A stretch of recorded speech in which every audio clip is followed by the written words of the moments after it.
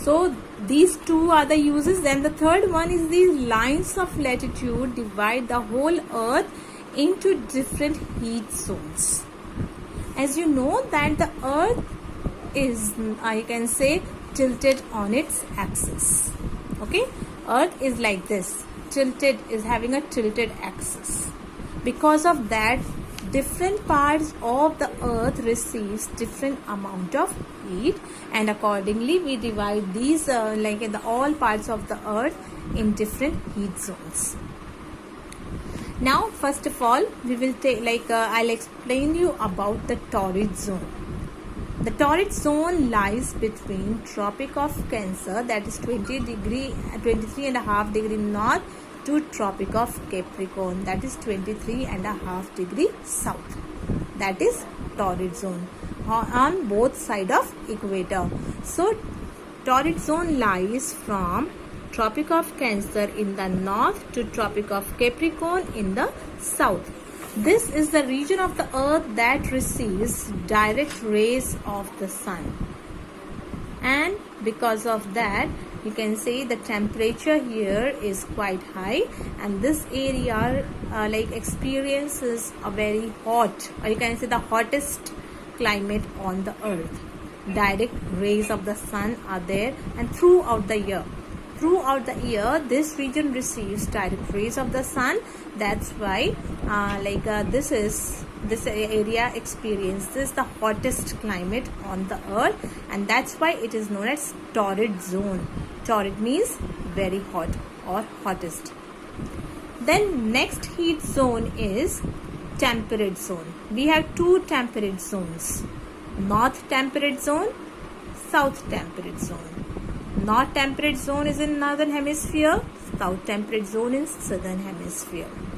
Now north temperate zone lies between Tropic of Cancer, that is 23.5 degree north, to Arctic Circle, that is 66.5 degree north.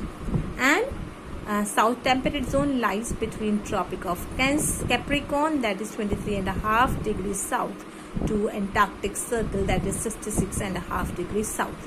So these two temperate zones are there: north temperate zone and south temperate zone.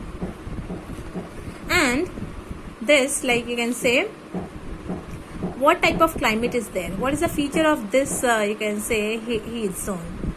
These two heat zones, these two temperate zone, as the name suggests, they experiences a very moderate type of temperature. That means not too hot and not too cold.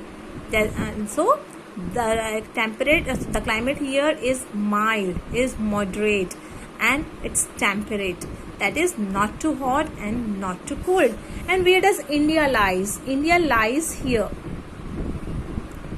That means half of India lies in torrid zone, half of India lies in temperate zone. So that's why the South India completely whole, you can as I told you, Tropic of Cancer passes through India. It divides India into two halves, South India and North India. So there's a huge difference in between the climate of southern India as well as northern India. Northern India lies in temperate zone, and southern India lies in this torrid zone. So can say the temperate zone experiences seasonal change. It has moderate type of you can say climate with a moderate range of temperatures, that is not too hot and not too cold. Next heat zone is frigid zone. And it's between Arctic Circle, that is 66.5 degree north, between North Pole, 90 degree north, and Antarctic Circle in the south, and South Pole, that is at 90 degrees. So two frigid zones are there: North frigid zone, South frigid zone. North frigid zone lies between Arctic Circle and North Pole. South frigid zone lies between Antarctic Circle and South Pole. And as the name suggests, that these two regions, these two heat zones are very cold. Frigid means too cold, extremely cold, or I can say, as torrid zone suggests, very hot, and frigid zone suggests very cold regions. Temperate means moderate. So the name itself suggests like what type of climate these are having. So these two regions, like the frigid zone, they experiences the coldest temperature, the coldest climate on the earth. Most of the parts here remains frozen throughout the year. Very little seasonal variation is there in these regions.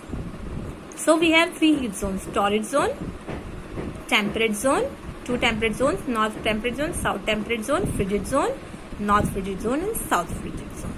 And as I told you, now let us see how much amount of heat these like you can say zone receives. These heat zone receives. Torrid zone receives direct rays of the sun as throughout the year. As a result, and you can say this region experiences the hottest temperature. Then temperate zone receives a little, you can say, slanting rays of the sun. Little slanting rays. And because of that, this region has do not experiences too high or too low temperature. It has moderate temperature. Then comes frigid zone. These regions experiences very two slanting rays of the sun. You can say 6 months of the year North Pole receives the sun rays, and 6 months of the year South Pole receives the sun rays. That means there is 6 months of day and 6 months of night at the poles. When North Pole is in front of the sun, it has 6 months of day, and when South Pole is in front of the sun, then it has 6 months of day. And rest of the part of the year, these two poles experiences night.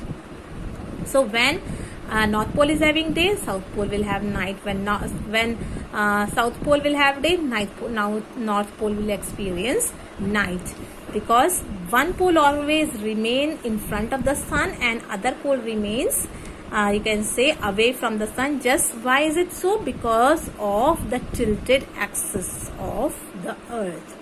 So this tilted axis leads to you can say the creation of different heat zones on the earth. And this is because of that we have a variation in the length of day and night, and this is because different parts of the earth receive different amount of heat. So I hope this is clear to you. If you still have any confusion, you can ask me.